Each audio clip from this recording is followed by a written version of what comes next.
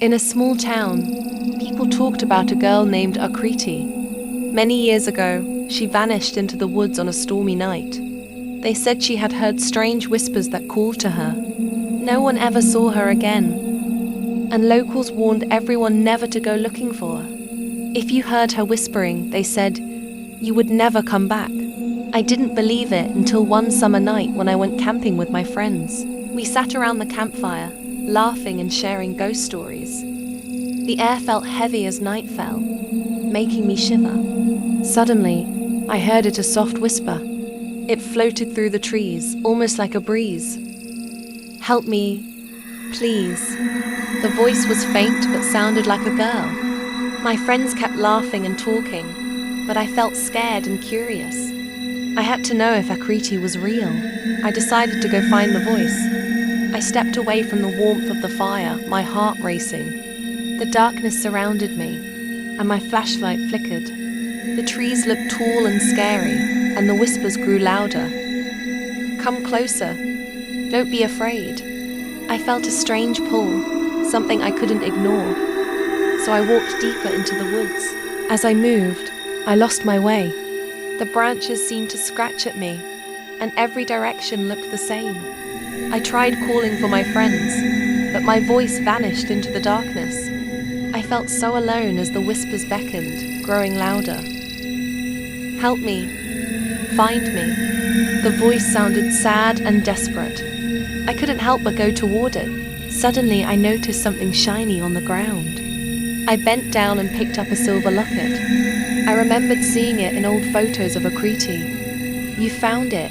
I need it. The voice spoke again. It was so close now. I looked around but saw only shadows. Where are you? I shouted. A faint figure appeared, glowing softly among the trees. This way. Come to me. Fear rushed through me. What if this was a trap? I took a step back, but she looked so helpless. Help me break the curse, she cried.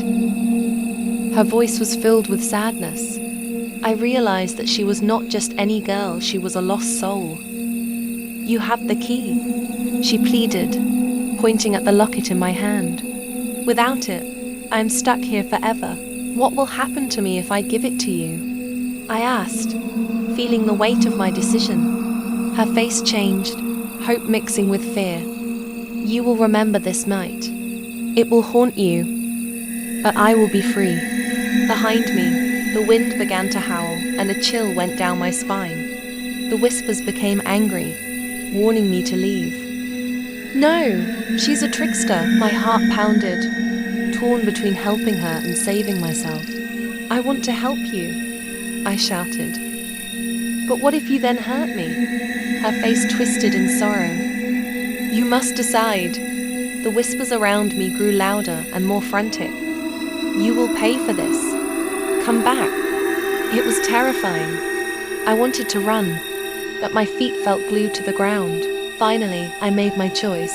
I couldn't do it. I can't. I won't give you the locket, I cried, backing away slowly.